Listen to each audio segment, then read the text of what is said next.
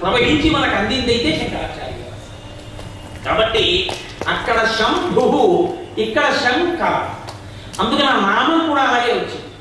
కాబట్టి మహానుభావుడు సన్యాసాశ్రమ స్వీకారం చేస్తే తాను దేశమంతటా పర్యటన చేసి వైదిక మతాన్ని నిలబెట్టగలను అని చాలా చిన్న వయస్సులో 8వ ఏటనే సన్యాసాశ్రమ స్వీకారం చేసి లోకమంతటా పర్యటించాడు.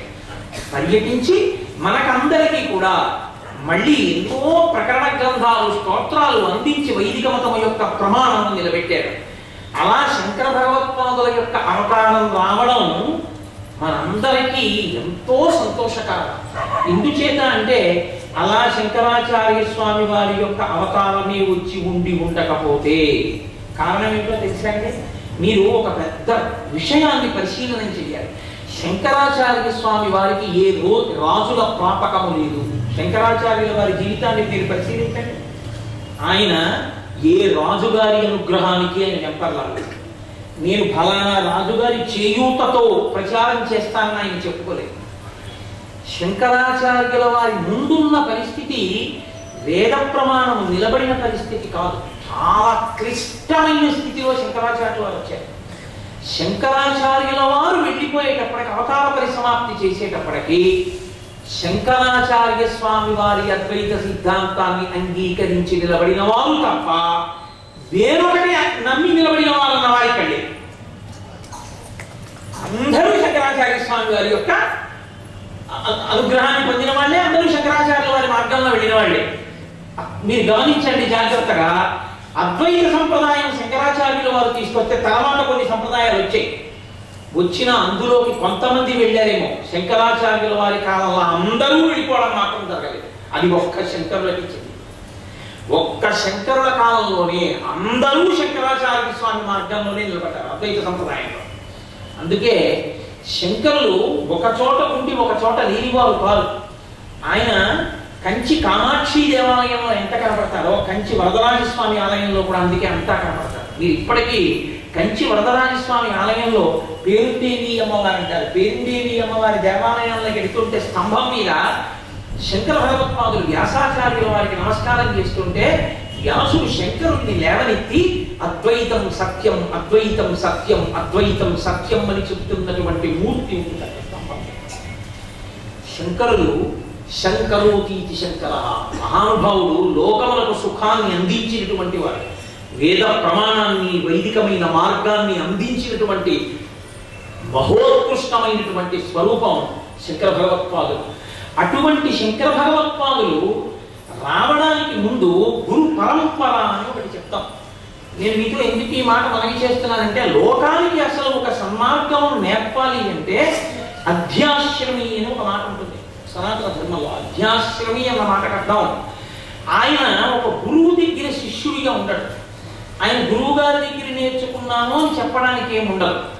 అంత మాత్రం చేత ఆయన ఆత్మజ్ఞానం పొందనివాడు అని చెప్పడానికి ఉండదు. ఆయన ఇలా ఆచరిస్తాడు అని చెప్పడానికి ఆచరణ ఏమీ ఉండదు. మీరు ఆయన ఆచరించినట్లు మీరు ఆచరించలేదు. మీరు ఆచరించే ప్రయత్నం చేస్తే మీ ఉన్న మార్గంలోంచి మీరు తినగలరు. అది అధ్యాశ్రమి అంటారు. దత్తాత్రేయ స్వామి గారు ఉన్నారనుకోండి, దత్తాత్రేయ స్వామి గారి గురువు గారు ఉండరు. లేకపోతే ఆ కొన్ని ఈశ్వరావతారముల యందు శుకబ్రహ్మ ఉన్నారనుకోండి, శుకబ్రహ్మ పుట్టుకతోటి అసలు ఆయనకి వ్యాసుడేదో నేర్పాడని చెప్పడానికి ఏం లేదు. పుట్టగానే పరిగెత్తలేడు కాబట్టి ఆయనకి 5 ఏళ్ల వయస్సు వచ్చి ఉపనయనం చేయకముందే ఆయన బ్రహ్మజ్ఞాని, ఇల్లు విడిచిపెట్టి అరణ్యాలు పట్టుకుని వెళ్ళిపోయారు. ఎంత వెళ్ళిపోయారంటే ఆయన అసలు శుకబ్రహ్మ బట్టలు పట్టుకుని కూర్చుని ఉన్నట్టు మీరు ఎప్పుడైనా ఎక్కడైనా మూర్తిని చూశారా? శుకబ్రహ్మ బట్ట కట్టుకోవడం, శుకబ్రహ్మ ఒంటి మీద పట్టుకోవడం. ఎందుకంటే ఆయనకి అసలు లింగభేదం మనసులోకి ఎక్కదు. ఆయనకి స్త్రీ పురుష విచక్షణ లేదు.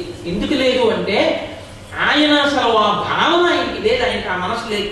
ఆయన ఎప్పుడు బ్రాహ్మీమయ మూర్తి అయి ఉంటారు పుట్టిన దగ్గర నుంచి. అంతే. ఏది మీరు శుకబ్రహ్మలా ఉంటారని చెప్పండి. ఇప్పుడు శుకబ్రహ్మకి గురువు ఎవరని నన్ను అడిగారు అనుకోండి, ఏదో నేను పైకి చెప్పాలి కాబట్టి వ్యాసుడు అనాలేమో కానీ శుకబ్రహ్మ పుట్టుక నుంచి మహానుభావుడు, అంతటి వైరాగ్యం కలిగిన వాడు, అంతటి బ్రహ్మజ్ఞానం కలిగిన వాడు. పరమేశ్వరుడు అపూర్వ సృష్టి, కొంతమంది మహాపురుషులను సృష్టించాడు. అటువంటి అధ్యాశ్రమిగా శంకరాచార్యుల వారు వచ్చారనుకోండి, అప్పుడు ఆయన ఎంత జ్ఞానమూర్తి అయి అవతరించినా మనం ఏమంటామంటే శంకరాచార్యుల వారి కంటే చెల్లిందండి, మనకెక్కడ చెల్లుతుందండి అంటాం. అందుకని లోకానికి మార్గం నేర్పాలి అంటే ఆయన కూడా ఒక గురువు గారి దగ్గర పాఠం నేర్చుకోవాలి. నేను కూడా ఒక గురువు గారికి శిష్యుని అని చెప్పుకోవాలి.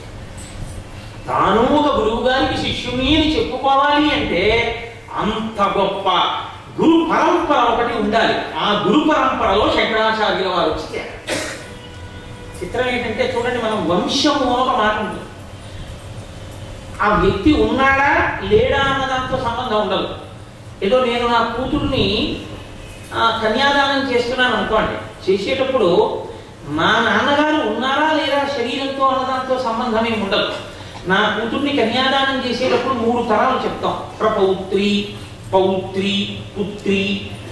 నాకు కూతురు, మా నాన్నగారి మనవరాలు, మా తాతగారికి ముని మనవరాలు, ఆమెని కన్యాదానం చేస్తున్నాను అని చెప్తాం. వాళ్ళు ఈ లోకంలో ఉన్నారా? ఇప్పుడు లేరు. లేకపోయినా ఇవాళ నేను కన్యాదానం చేసేటప్పుడు ఆ సంప్రదాయములకు కట్టుబడి ఉన్నాను కాబట్టి వాళ్ళని కూడా నేను స్మరిస్తాను, తరిస్తాను. అలా వంశము కొనసాగుతూ ఉండాలి అని కోరుకుంటాం. వంశం ఆగిపోవాలని కోరుకోరు, వంశం నడవాలి అని కోరుకుంటారు. ముత్తాత, తాత, తండ్రి, కొడుకు, మనవడు, ముని మనవడు అలా నడుస్తూనే ఉండాలి. మరి గురు పరంపర ఎందుకు? గురు పరంపర ఎందుకు కూడా గురువు గారి కొడుకు గురువు గారు అవుతాడా? నమస్కారం యోగ్యత మాత్రం గురువుతో సమానము అని శాస్త్రం. గురువు గారి కొడుకు ఇద్దరు వస్తే గురువు గారు ఎంత నమస్కార యోగ్యుడో గురువు గారి కొడుకు కూడా అంతే నమస్కార యోగ్యుడు. ఆత్మావై పుత్రనామాసి, గురువు గారి కొడుకుగా లోకంలో తిరుగుతాడు కాబట్టి అది శాస్త్రం. అందుకు కదా అశ్వత్థామ పట్ల అంత గౌరవంగా మాట్లాడింది ద్రౌపది. అంత చెయ్యకూడని దుష్కృత్యం చేసి ఉపపాండవుల్ని చంపినా ఆవిడ మహాభారతంలో, భాగవతంలో అంత రోధించింది. గురువుతో సమానమయ్యా ఆ తల్లి, ఆ అశ్వత్థామ తల్లి ఎక్కడ ఏడుస్తోందో పాపం ఆవిడ గురుపుత్రుడు విడిచిపెట్టేసేది. అలా గురువు గారి పుత్రుడు నమస్కారానికి గురువు గారు అవుతాడేమో కానీ గురువు గారి కొడుకు గురువు గారి పీఠం మీద కూర్చోడానికి యోగ్యత పొంది ఉంటాడని చెప్పడం కుదరదు. అందుకే లోకంలో వంశంనందు ఆస్తి ఆ వంశంలో వాళ్ళు పంచుకుంటారు. నేను సంపాదించింది ఏమైనా మిగిలిపోతే నా శరీరం పడిపోయేటప్పటికీ నా కొడుకు తీసుకుంటాడు. అలా వంశంలో కడుపులో పుట్టిన బిడ్డలు తీసుకుంటారు. గురువు గారి ఆస్తి మాత్రం ఒక్క కడుపులో పుట్టిన బిడ్డలకి చెల్లదు. గురువు గారి ఆస్తి ఎవరికి చెందుతుందంటే గురువు గారిని అత్యంత శ్రద్ధతో అనువర్తించిన శిష్యులు ఎవరున్నారో వారికి చెందుతుంది. నా కడుపున పుట్టిన కొడుకు ఉండొచ్చు కానీ వాడు నా దగ్గర అంత శ్రద్ధతో వినకపోవచ్చు. నేను అంటే ఒక ఉదాహరణ చెప్తున్నాను. కానీ గురువు గారిని నమ్ముకున్న శిష్యుడు ఒకడు గురువు గారిని అంత ఉపాసన చేశాడు.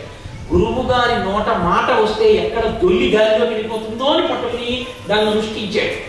ఇప్పుడు గురువు గారి సంపద అంతా ఎవరికంటే ఆ శిష్యుడు, ఆయనకి వెళ్ళిపోతున్న సంపద. అందుకే గురువు త్యాగి.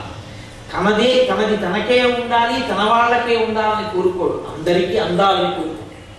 కాబట్టి గురు పరంపరలో గురువు గారి కొడుకు గురువు గారు అవడం. మరి ఎలా గురువు అవుతారు అంటే అది ఈశ్వర నిర్ణయం.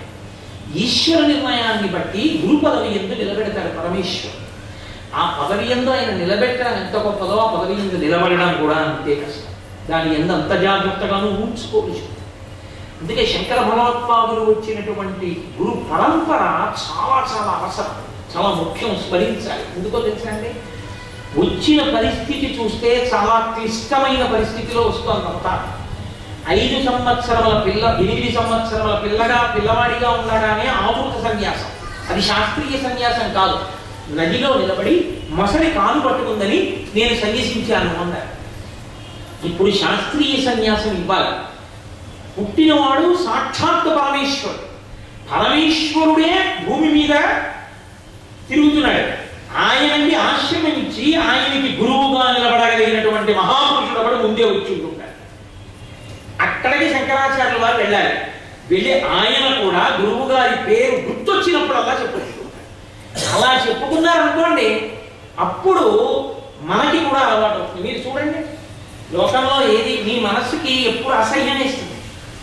గురువు గారి బోధ మీ మనసుని పట్టేసింది అనుకోండి, మీ మనసుని పట్టేస్తే అవతల వాడు ఏదో చెయ్యకూడని పని చేసి ఉండకూడని మార్గంలో ఉన్నాడు అనుకోండి, ఇలా ఎలా ఉన్నాడు రా, గురువుగారి మాటలు తలుచుకుందాం, గురువుగారి యొక్క పేరు తలుచుకుందాం, గురువుగారి పేరు తలుచుకుని గురువుగారు చెప్పిన మాటలు స్మరించుకుని మనం ఇలాంటి మార్గంలో ఉండకుండా గొడవ ఎక్కకుండా మనం చూసుకుందాం కాదు.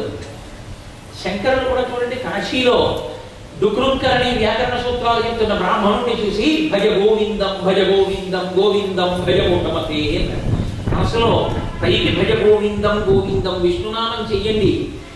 విష్ణునామం ప్రచారం చేసిన మహాపురుషుడు శంకరాచార్య వారు గోవిందా గోవిందా ఇవాళ అంటున్నామంటే భజ గోవిందం భజ గోవిందం గోవిందం భజ మూఢమతే లోకానికి బొంద చేసిన వారు శంకర భగవత్పాదులే. కాబట్టి అటువంటి శంకర భగవత్పాదులు ఆంతరముగా చెప్పినటువంటి రహస్యం గురువు గారిని తెలుసుకో. గోవింద భగవత్పాదులు గోవింద భగవత్పాదులు గోవింద భగవత్పాదులు అంటే గురువు గారిని తలుచుకో, గురువు గారిని తలుచుకో, గురువు గారిని తలుచుకో. నీ మనసు మీద ఇటువంటి చెడు ప్రభావం ఉండకుండా ఉండాలంటే అంత గొప్ప గురు పరంపరలోకి రావాలి. ఇప్పుడు ముందటువంటి పరంపర వచ్చి ఉంటే అందులోకి శంకరాచార్యుల వారు పెడతారు. ఇప్పుడు లేకపోతే మనకు ఆదర్శం ఎలా కుదురుతుంది? శంకరాచార్యుల వారికే గురువు లేడండి, నాకు మాత్రం లేకపోతే వచ్చే నష్టం ఏంటంటే గురు బ్రహ్మ గురు విష్ణు గురుదేవో మహేశ్వర గురు సాక్షాత్ పరబ్రహ్మ తస్మై శ్రీ గురవే నమః. గురువు లేని విద్య గుడ్డి విద్య. గురువు గారి పేరు చెప్పేటప్పటికి పడిపోవాలి కింద. గురువు గారి పేరు చెప్తే నమస్కారం చేయాలి. అంతటి గురుభక్తి కలగాలి అంటే శంకరాచార్యుల వారు కూడా అంత గురుభక్తి లోకానికి ప్రచారం చేయాలి. అంతటి మహాపురుషుడు ఒకడు వచ్చి ఉండాలి అంతకు ముందే. లేకపోతే శంకరాచార్యుల వారు ఎక్కడి నుంచి తీసుకుంటారు శ్రీకారం, ఆశ్రమ శ్రీకారం? అందుకే చూడండి, మనం శంకరుల గురించి ఎక్కడ చెప్పినా ఎప్పుడు చెప్పినా ఒక మాట చెప్తాం. నారాయణం పద్మభువం వశిష్ఠం శక్తించ తత్పుత్ర పరాశరంచ వ్యాసం శుకం గౌడపాదం మహాంతం గోవీంద్ర యోగీంద్ర మతాస్య శిష్యం అంటాం. శంకరాచార్యుల వారి యొక్క గురు పరంపర చెప్పేటప్పుడు ఈ శ్లోకం చెప్తాం. కంచి విడితే కామాక్షి అమ్మవారి దేవాలయంలో ఉన్నటువంటి శంకరాచార్య స్వామి వారి దేవస్థానంలో పైన ఈ మూర్తులని గురు పరంపర అంత భవిష్యత్ క్రమంలో ఉంటుంది. ఇదే ఇంకొకలా కూడా అంటారు. సదాశివసమారంభాం శంకరాచార్య మధ్యమాం అస్మదాచార్య పర్యంతాం వందే గురు పరంపరాం అంటాం. పరమశివుడు కూడా మొదటి గురువు, దక్షిణామూర్తి. కానీ నోటితో చెప్పినది లేదు. నారాయణం నోటితో చెప్పితే తప్ప అందరూ ఉద్ధరింపబడరు. అందరూ ఉద్ధరింపబడడానికి ముందు నోరు విప్పి మాట్లాడిన గురుస్వరూపం నారాయణ స్వరూపం. మహానుభావుడు శ్రీ మహావిష్ణువు నారాయణ స్వరూపంగా ఉండి అసలు ఈ లోకమంతా తరించడానికి మార్గాన్ని మొదటి ప్రబోధం చేశారు. ఆయనే వేదం ఇచ్చారు. వేదమే ప్రమాణం. కాబట్టి ఆ నారాయణుడు వేదాన్ని చతుర్ముఖ బ్రహ్మగారికి ఇచ్చారు. కాబట్టి నారాయణం మొదటి గురువు. పద్మభువం పద్మం నుంచి పుట్టినటువంటి బ్రహ్మగారు ఆయనకండి. ఇప్పుడు పద్మభువం చతుర్ముఖుడైనటువంటి చతుర్ముఖ బ్రహ్మగారు కూడా నోరు విప్పి ఎప్పుడు వేదాన్ని చదువుతూ సృష్టి చేస్తారు. కాబట్టి నారాయణం పద్మభువం వశిష్ఠం మారిపోయింది. ఇక్కడికి వచ్చారు. నారాయణం పద్మభువం దేవతా స్వరూపాలు, బ్రహ్మగారు విష్ణు. వశిష్ఠం మనుష్యులు అనుకోవడం. ఋషులది వేరైనటువంటి స్థితి.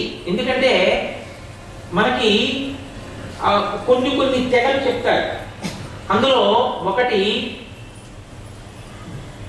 దేవతా సంబంధమైనటువంటిది ఒకటి, రెండవది మానుషం మనుష్య సంబంధం, మూడు ఆసురం రాక్షస సంబంధం.